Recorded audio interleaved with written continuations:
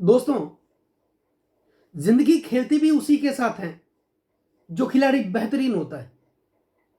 दर्द सबके एक जैसे हैं, मगर हौसले सबके अलग अलग हैं। कोई हताश होकर बिखर जाता है तो कोई संघर्ष करके निखर जाता है।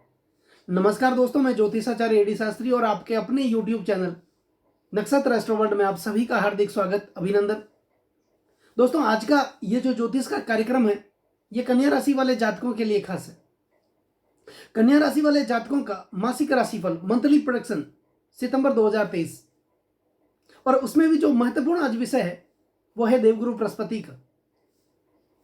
क्योंकि देवगुरु बृहस्पति बकरी होने जा रहे हैं। 4 सितंबर 2023 को देवगुरु बृहस्पति बकरी होंगे और 31 दिसंबर 2023 तक अपनी वक्र अवस्था में रहेंगे और फिर वापस मार्गी हो जाएंगे। यानी पूरे 118 दिन के लिए देवगुरु बृहस्पति बकरी होने जा रहे हैं। ऐसे में कन्या राशि वाले जातकों के जीवन में बकरी बृहस्पति का उनके करियर के लिए, उनकी शिक्षा और स्वास्थ्य के लिए, उनके दाम्पत्य जीवन के लिए, उनके वैवाहिक सुख के लिए, प्रणय संबंधों के लिए, नौकरी के लिए, रोजगार के लिए, संतान के लिए, भाग्य, करियर और बिजनेस के लिए बकरी बृहस्पति का क्या क्या प्रभाव देखने को मिलेगा। क्या उनके जीवन में कोई परिवर्तन होने जा रहा है, उनके भाग्य के निर्माण में कोई ना कोई महत्वपूर्ण बदलाव होने जा रहा है, इस विषय में आज सब जानेंगे। तो दोस्तों, सबसे पहले ये जो मासिक राशिफल है, यह आपकी जन्म की राशि चंद्र राशि पर आधारित है। और अगर आपको आपका लग्न पता है तो इस वीडियो को आप अपनी लग्न राशि के अनुसार देखिए, और अगर किसी कारणवश आपको नहीं पता है तो फिर चंद्र राशि के अनुसार तो इस वीडियो को आप देख ही सकते हैं। और ज्योतिष से संबंधित आप मुझसे अगर कोई परामर्श चाहते हैं तो वीडियो और चैनल के डिस्क्रिप्शन में मेरे कॉन्टेक्ट नंबर हैं, आप मुझसे संपर्क कर सकते हैं। तो दोस्तों, सबसे पहले कई लोग ये प्रश्न करते हैं और उनके मन में एक प्रश्न भी होता है, एक दुविधा भी होती है कि सुखों के कारक देवताओं के गुरु बृहस्पति बकरी होंगे तो हमारे जीवन में इनका क्या प्रभाव देखने को मिलेगा, शुभ फल देंगे, अशुभ फल देंगे, ऐसे बहुत से प्रश्न हैं। और ग्रह उल्टे चलेंगे, लेकिन वाकई ऐसा होता नहीं है। ग्रह कभी उल्टे नहीं चलते हैं। हम सभी जानते हैं, सभी ग्रह सूर्य के चारों ओर चक्कर लगाते रहते हैं, और कोई भी ग्रह अपना राशिगत भ्रमण करते हुए जब सूर्य से एक निश्चित दूरी बना लेते हैं तब वो ग्रह बकरी हो जाते हैं, उल्टा चलते हुए प्रतीत होते हैं। वास्तव में ऐसा होता नहीं। और जब भी कोई ग्रह बकरा होते हैं उनमें चेष्टा बल बढ़ जाता है, शुभ और अशुभ फल देने की जो इच्छा है वो तीव्र हो जाती है, प्रबल हो जाती है। अब ये डिपेंड करता है आपकी जन्म कुंडली पर कि आपकी जन्म कुंडली में देवगुरु बृहस्पति की स्थिति क्या है।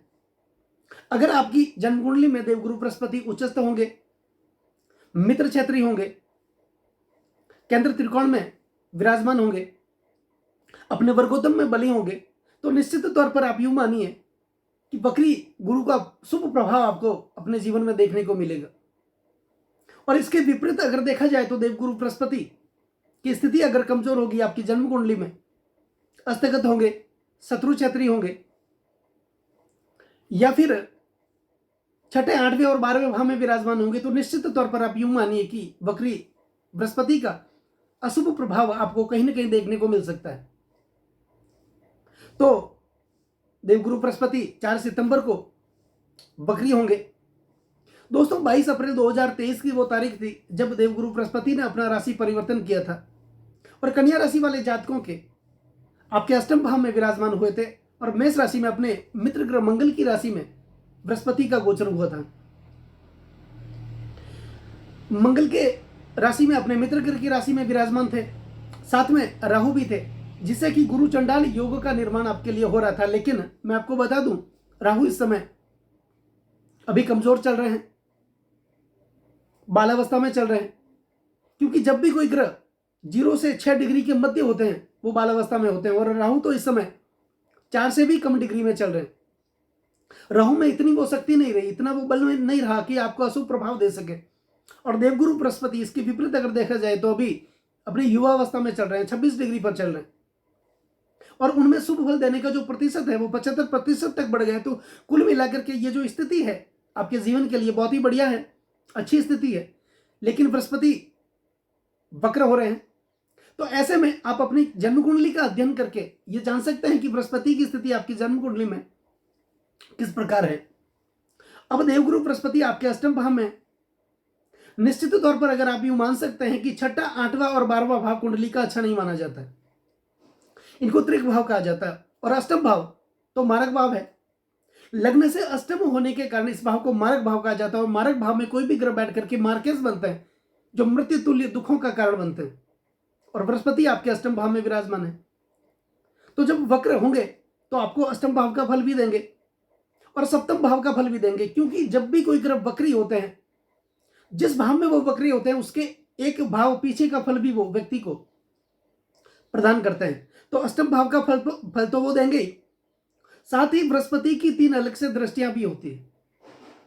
दोस्तों, हमारे ज्योतिष शास्त्र के अनुसार ऐसा माना जाता है कि बृहस्पति जहां विराजमान होते हैं, जिस भाव में विराजमान होते हैं, वहां पर इतना अच्छा शुभ प्रभाव नहीं दिखा सकते, लेकिन बृहस्पति की जो दृष्टियां हैं वो अमृत के समान मानी गई। आप ऐसा मान सकते हैं कि बृहस्पति की जहां भी दृष्टियां जाती हैं, जैसे अमृत की कुछ बूंदें वहां पर गिर गई हो, उस भाव में, उस भाव को वो पॉजिटिव बना देते हैं, शुभ फल देने की शक्ति उस भाव में प्रदान कर देते हैं। तो बृहस्पति 4 सितंबर को वक्री होंगे, अष्टम भाव का वो फल प्रदान करेंगे। अब अष्टम भाव दोस्तों किसका है? अष्टम भाव है परिवर्तन का, अष्टम भाव है प्राप्ति का, अष्टम भाव है संघर्षों का, अष्टम भाव है कार्य क्षेत्र का। तो निश्चित तौर पर संघर्ष तो जीवन में देखने को मिलेगा, संघर्ष तो करना ही पड़ेगा। और व्यक्ति, हमारा कर्म है संघर्ष करना, परिश्रम करना, तनतोड़ मेहनत करना। और बृहस्पति ये सब करने के लिए आपको बाध्य करेंगे, तो आपको संघर्ष तो करना ही पड़ेगा। तो जीवन में कुछ न कुछ परिवर्तन तो होता हुआ दिखाई दे रहा है। आपके जीवन में प्राप्ति होगी, जो आपने कार्य किया, जो आपने मेहनत की, जो आपने संघर्ष किया, उस संघर्षों का प्रतिफल तो आपको इस समय में देखने को मिलेगा। लेकिन साथ ही साथ आपको थोड़ा सावधान रहने की जरूरत है, क्योंकि बृहस्पति अष्टम भाव में विराजमान है। तो आपको डाइजेशन से संबंधित कुछ परेशानियां हो सकती है, कुछ छोटी मोटी बीमारी आपको परेशान कर सकती है, जैसे आपके पाचन से संबंधित, एलर्जी से संबंधित, पेट से संबंधित, सर दर्द से संबंधित, गैस्ट्रिक प्रॉब्लम्स, ऐसी कुछ छोटी मोटी परेशानियां आपको 4 सितंबर से लेकर 31 दिसंबर तक आपको परेशान कर सकती हैं। तो इसका यहां पर शुभ और अशुभ मिश्रित फल देखने को मिलेगा। आपने जो कर्म किया, आपने जो मेहनत की, उस मेहनत का प्रतिफल तो आपको देखने को मिलेगा ही, लेकिन साथ ही संघर्ष आपको करना ही पड़ेगा, मेहनत आपको करनी ही पड़ेगी। और बृहस्पति तो ज्ञान के कारक हैं, हमारे सुखों के कारक हैं, संतान के कारक हैं, धन के कारक हैं। और हमारे सौर परिवार के अंदर सबसे लाभकारक जो ग्रह है वो देवगुरु बृहस्पति है।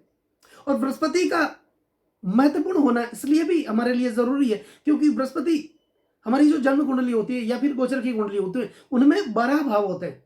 और उन 12 भावों में अकेले 9 भाव पर तो बृहस्पति का ही प्रभाव रहता है, क्योंकि एक तो अपने भाव में विराजमान होते हैं, दूसरे 2 भावों के स्वामी भी बनते हैं, 4 भावों के वो कारक माने जाते हैं। तो कुल मिलाकर के बृहस्पति का महत्वपूर्ण वक्री होना सबसे महत्वपूर्ण आपके जीवन के लिए है। तो अष्टम भाव में वक्री हो रहे हैं, साथ ही सप्तम भाव का वो फल प्रदान करेंगे। अब सप्तम भाव है वैवाहिक सुख का, सप्तम भाव है दाम्पत्य जीवन का, सप्तम भाव है भागीदारी का, और दसम से दसम होने के कारण इस भाव को कार्यक्षेत्र का भाव भी बोला जाता है। तो निश्चित तौर पर आपके जो पार्टनर्स हैं, आप किसी पार्टनर के साथ, भागीदार के साथ व्यवसाय करते हैं, तो उनमें लाभ तो होगा, लेकिन इसका विपरीत फल यह देखने को मिलेगा कि कहीं ना कहीं आपके जीवन में शंकाएं उत्पन्न हो सकती है, विरोधाभास उत्पन्न हो सकता है। तो कुल मिलाकर के ये शंकाएं आपको उत्पन्न नहीं करनी है, सोच समझ करके आपको फैसला लेना है और निरंतर अपने कार्य में प्रगति आपको करनी है। तो कुल मिलाकर व्यवसाय के हिसाब से देखें तो भी आपके कार्य क्षेत्र में बहुत ही बढ़िया सुफल आपको देखने को मिलेगा, मेहनत आपको करनी है। दूसरे, आपके वैवाहिक सुख में ये जो समय है बहुत ही शानदार समय होगा। आपके दाम्पत्य जीवन में बहुत ही अच्छी स्थिति देखने को मिल रही है इस समय में, लेकिन साथ ही पति पत्नी के मध्य जो प्रेम भरा वातावरण होना चाहिए, उसमें किसी प्रकार की जो शंकाएं हैं, वहम है, वो उत्पन्न नहीं होना चाहिए, क्योंकि ऐसा करने से आपका दाम्पत्य जीवन थोड़ा बहुत प्रभावित हो सकता है। वाद विवाद नहीं करना है, बिना फालतू की जो बहस है वो आपको नहीं करनी है। तो कुल मिलाकर के आपके यौन संबंध भी अच्छे देखे जाएंगे। तो यहां पर भी आपको थोड़ा मिश्रित फल देखने को मिल सकता है। अब बृहस्पति की 3 अलग से दृष्टियां भी हैं, और बृहस्पति आपके अष्टम भाव में इस समय गोचर कर रहे हैं, तो अष्टम भाव से बृहस्पति की जो पंचम दृष्टि है वो आपके द्वादश भाव पर जा रही है। तो दोस्तों द्वादश भाव होता है खर्चे का, तो बृहस्पति आपसे खर्चे तो करवाएंगे, क्योंकि अष्टम भाव में विराजमान है, मारक भाव में विराजमान है, मार्केश बने, वो खर्चे तो आपसे करवाएंगे, लेकिन खर्चा कहां पर करना है वो आपके ऊपर डिपेंड है। तो अननेसेसरी जो आपका खर्चा है वो खर्चा होने से पहले आप किसी शुभ कार्य में अपने धन का निवेश कर लें। जो आपका पेंडिंग कार्य है, अधूरा पड़ा कार्य है, अच्छा कार्य है, मांगलिक कार्य है, उसमें आप उस पैसों का खर्च करें। लेकिन बृहस्पति ज्ञान के कारक में इतनी तो आप में बुद्धि देंगे कि आपको जो खर्च करना है, धन का निवेश करना है, आपको व्यापार में पैसे लगाने हैं, बच्चों की शादी में पैसे लगाने, बच्चों की पढ़ाई में, एजुकेशन में पैसे लगाने, तो इस प्रकार से जो धन खर्च आपको करना है, आपके जो दैनिक उपयोगी कार्य है उनके लिए जो आपको धन खर्च करना है वो तो करना ही है, लेकिन अननेसेसरी खर्चा करने से आप बचें। और साथ ही साथ जो आपका द्वादश भाव है वो लंबी दूरी की यात्रा का भी है। तो इस समय में आपके जीवन में कोई लंबी दूरी की यात्रा, चाहे वो आपसे पढ़ाई से संबंधित यात्रा हो, आपके व्यापार से संबंधित यात्रा हो, वो यात्रा आपके जीवन में होगी। लेकिन यात्रा करते समय थोड़ी सावधानी आपको जरूर रखनी है। जहां भी आप यात्रा करते हैं वहां पर किसी पैसेंजर के साथ वाद विवाद करने से बचें और बिना फालतू का बहस आपको नहीं करनी है। और वैसे भी जो द्वादश भाव है वो अन्यत्व और परत्व का भाव है, तो कुल मिलाकर के अपने चरित्र को शुद्ध बना करके रखें, पति पत्नी में एक प्रेम भरा वातावरण बना करके रखें, अपने आप को ही सर्वोपरि समझने की भूल न करें, एक दूसरे की भावनाओं की कदर करें, एक दूसरे की इज्जत करें, एक दूसरे का मान सम्मान करें और अपने जीवन में निरंतर प्रगति करते रहें। अब बृहस्पति की जो सप्तम दृष्टि वो आपके धन भाव पर जा रही है, तो निश्चित तौर पर मानिए आपके धन में तो वृद्धि होगी, आपकी आय में तो वृद्धि होगी, लेकिन आपको सोच समझ करके उस धन का निवेश करना है, क्योंकि आपकी एक गलती, एक भूल, आपका एक गलत निर्णय आपको अपने जीवन में दुख देखना पड़ सकता है, आपको पीछे रख सकता है। पैसा देते समय थोड़ी बहुत सावधानी आपको रखनी है, क्योंकि इस समय ऐसे भी लोग आपको मिलेंगे जो आपको लालच देंगे, आपको ज्यादा आगे बढ़ाने के लिए प्रेरित करेंगे कि ऐसा कर देंगे तो ऐसा हो जाएगा, ऐसा कर देंगे तो ये भूमि आप खरीद लो, ये खरीदने से इसकी बाद में ये कीमत आएगी, वो कीमत। ऐसे लालची लोग जो हैं आपको बहकावे में लेकर के आपसे कोई गलत फैसला करवा सकते हैं। तो इस बात का आपको ध्यान रखना है और इससे विशेष आपको बच के रखना है, रहना है। धन का निवेश करना है, पैसे लगाने, अच्छे कार्यों में लगाएं, शुभ मांगलिक कार्यों में लगाएं। कौटुंबिक स्थिति आपकी थोड़ी अच्छी देखने को मिलेगी इस समय में, लेकिन परिवार के जो सदस्य हैं उनके साथ किसी प्रकार की बहस न करें। अगर कोई प्रॉपर्टी विवाद हो तो वो मिल बैठ करके शांति से आप सुलझा लें, आपस में बातचीत करके किसी भी समस्या का आप समाधान कर सकते हैं। आपकी वाणी पर, क्योंकि धन भाव जो है वो वाणी का भाव है, तो अपनी वाणी को एक संयमित रखें, अच्छा बोलें, जहां पर जरूरी ना हो वहां पर किसी प्रकार का वाद विवाद न करें, किसी दूसरों के काम में ज्यादा से ज्यादा प्रतिक्रिया न दें, क्योंकि ऐसी प्रतिक्रिया देने से आपके आसपास के लोगों के साथ आपके रिश्ते बिगड़ सकते हैं। तो इस बात का विशेष ध्यान देना है आपको। और आपके जो बैंकिंग सेक्टर हैं उनमें भी कुछ अच्छा देखने को मिलेगा, लेकिन नेगेटिव प्रभाव यह है कि उसमें कुछ पैसे आपके खर्च हो सकते हैं, चाहे वो अच्छे कार्यों में खर्च हो या बुरे कार्यों में खर्च हो, पैसे आपके जरूर खर्च होंगे। अब खर्चा आपको कहाँ करना है ये आपके ऊपर डिपेंड करता है, करना है तो इस भाव को ज्यादा से ज्यादा आपको एक्टिव बना करके रखना है, उस भाव को ज्यादा से ज्यादा जागृत बना करके रखना है। जागृत बनाने के लिए आपको क्या करना है कि आपके जो आसपास में बैंक है, जहां पर आप पैसों का लेन देन करते हैं, निवेश करते हैं, वहां पर हफ्ते में एक बार या 2 बार आप नित्य जाएं, एक चक्कर लगा के आए। चाहे आप पैसों का लेन देन करें या न करें, फिर भी एक चक्कर लगा के आ जाएं, क्योंकि ये एक टोटका है। और ऐसा करने से आपका जो बैंकिंग सेक्टर है, आपकी जो आर्थिक प्रगति है, उसमें कुछ न कुछ सुधार आपको देखने को मिलेगा। अब बृहस्पति की जो नवम दृष्टि वो आपके चतुर्थ भाव पर जा रही है। तो दोस्तों चतुर्थ भाव से संबंधित शुभ और अशुभ फल, इसमें मिश्रित फल भी आपको देखने को मिल सकते हैं। अच्छा फल आपको यह देखने को मिल सकता है कि आप भूमि से संबंधित, प्रॉपर्टी से संबंधित कोई कार्य तो आप कर सकते हैं, लेकिन उसमें आप सोच समझ करके ये फैसला लें। भूमि खरीदते समय, प्रॉपर्टी खरीदते समय ऐसी कोई गलती नहीं करनी है, ऐसी कोई आपको भूल नहीं करनी है। सोच समझ करके, किसी को पूछ करके, बड़ों की सलाह लेकर के, बड़ों की आज्ञा लेकर के ये फैसला आपको करना है। अगर आपका मकान बंद पड़ा है कार्य करते समय, तो उसको आप जल्द से जल्द आप चालू करवा लें, क्योंकि ऐसा करने से ये भाव आपका एक्टिव होगा। और हो सके मेरी तो ये सलाह है कि जब बृहस्पति वक्री होंगे तो इन 118 दिनों में अगर कोई नई ज़मीन खरीदनी है, नया मकान खरीदना है, तो ये आप ऐसा कार्य करने से आप बचें। और माता का जो स्वास्थ्य है उसको आप लगातार ध्यान रखते रहें, क्योंकि माता के स्वास्थ्य में थोड़ी बहुत दिक्कतें आ सकती हैं, आपके पारिवारिक सुख में थोड़ी बहुत परेशानी आ सकती है, आपकी कौटुंबिक जीवन में थोड़ी बहुत आपको परेशानी देखने को मिल सकती है। और इस समय में अगर कोई आप वाहन खरीदना चाहते हैं तो आप खरीद सकते हैं। तो कुल मिलाकर के बृहस्पति जो वक्री होंगे तो इसका शुभ और अशुभ फल दोनों मिश्रित प्रभाव आपको देखने को मिल सकता है, लेकिन अपने संयम के साथ, अपनी बुद्धि के साथ, अपने ज्ञान के साथ आप लगातार आगे बढ़ते रहें। और बृहस्पति से संबंधित कुछ बीज मंत्रों का आप जाप करें, बृहस्पति से संबंधित कुछ दान करें, बृहस्पति का जो गुरुवार के दिन आप उपवास रखें, विष्णु सहस्त्र का पाठ करें और लगातार विष्णु भगवान में मंदिर में जाकर के आप पीले फूल अर्पित करें।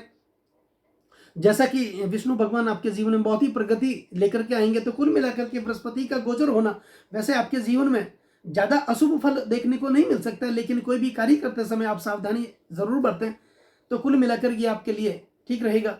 दोस्तों, कैसा लगा ये वीडियो और कैसा लगा आपको मेरा समझाना, और मेरा समझाना अगर आपको सार्थक लगा हो तो वीडियो को आप ज़्यादा से ज़्यादा लाइक करें, ज़्यादा से ज़्यादा शेयर करें। आप वीडियो पर कमेंट्स जरूर करें, आपका एक कमेंट्स हमें बहुत ज़्यादा मोटिवेशन भर देता है। तो कुल मिलाकर के और वीडियो को ज़्यादा से ज़्यादा आप चैनल को सब्सक्राइब करें, तो ये आपके लिए बहुत बढ़िया है। नमस्कार दोस्तों।